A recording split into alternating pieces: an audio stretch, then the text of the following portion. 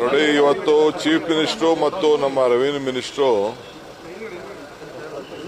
ಉತ್ತರ ಕರ್ನಾಟಕದ ಅನೇಕ ವಿಚಾರ ಏನು ಚರ್ಚೆ ಆಗಿದೆ ಉತ್ತರ ಕೊಡ್ತಾರೆ.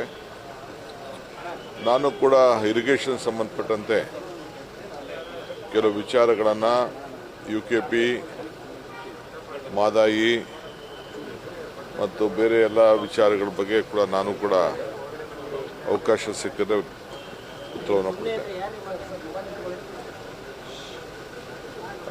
ಭಾಳ ಸಮಾಧಾನಕರವಾಗಿ ನಡೆದಿದೆ. ರೈತರಿಗೆಲ್ಲ ಅನುಕೂಲ ಆಗಿದೆ. ಕಬ್ಬಿನ ಬೆಲೆ, ಮೆಕ್ಕೆಜೋಳದ ಬೆಲೆ ಇವೆಲ್ಲ ಕೇಸ್ಗಳನ್ನೆಲ್ಲ ಬಗೆಹರಿಸಿದ್ದೇವೆ.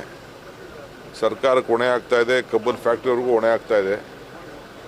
ಆದರೂ ರೈತ ಹಿತದೃಷ್ಟಿಯಿಂದ ಕಾಪಾಡಿದ್ದೀವಿ. ಇದನ್ನೆಲ್ಲ ರೈತರು ಗಮನದಲ್ಲಿ ಇಟ್ಕೊಳ್ಬೇಕು.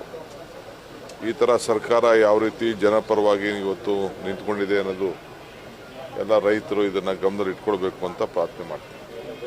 ಸರ್, ರಾಜ್ಯದ ಖಜಾನೆ ಖಾಲಿ ಮಾಡಿಬಿಟ್ಟು ಹೈಕಮಾಂಡ್ನ ತೃಪ್ತಿಪಡಿಸಿದ್ದಾರೆ ಅಂತ ವಿಜೇಂದ್ರ ಅವರು ಕರೆಕ್ಷನ್ ಕೊಡ್ತು ಅಂತ ಹೇಳಿದ್ದಾರೆ. ನೋಡಪ್ಪ, ಇನ್ನ ವಿಜೇಂದ್ರಂಗೆ ಅನುಭವ ಇಲ್ಲ.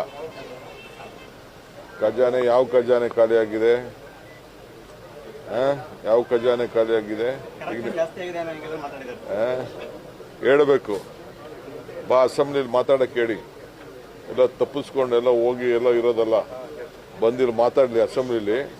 ಅದು ಯಾವ ಖಜಾನೆ, ಯಾವ ಕಲೆಕ್ಷನ್ನು, ಅವ್ರ ಕಲೆಕ್ಷನ್ನು, ಅವ್ರ ಅಕೌಂಟ್ಗಳು, ಅವ್ರ ಟ್ರಾನ್ಸ್ಫರ್ಗಳೆಲ್ಲ ಬಿಸ್ಬೇಕಾ? ಬಂದು ಅಸೆಂಬ್ಲಿಲಿ ಮಾತಾಡಕ್ಕೆ ಹೇಳಿ. ಮಾತಾಡ್ತೀವಿ. ನನಗೂ ಗೊತ್ತಿದೆ ಏನೇನು ಮಾತಾಡಬೇಕು ಅಂತ. ಒಬ್ಬ ಮಾತಾಡ್ಬೇಕಾದ್ರೆ ಭಾಳ ಹಿತಿಮಿತಿಯಿಂದ ಪಕ್ಷದ ಅಧ್ಯಕ್ಷರು ಏನು ಮಾಡ್ಕೊಳ್ಳಿ. ಏನು ಖಜಾನೆಯ, ಯಾರ ಕಲೆಕ್ಷನ್ನು? ಕಲೆಕ್ಷನ್ ಏನಾದ್ರು ಇವತ್ತು ಕಿಂಗ್ ಅಂತಂದರೆ ವಿಜೇಂದ್ರ. ಅವ್ರ ಅಪ್ಪನ ಹೆಸರು ಇವತ್ತೇನಾದ್ರು ಇಳಿಸ್ಬೇಕಾದ್ರೆ ವಿಜೇಂದ್ರ. ಅದನ್ನು ಮರಿಬಾರದು.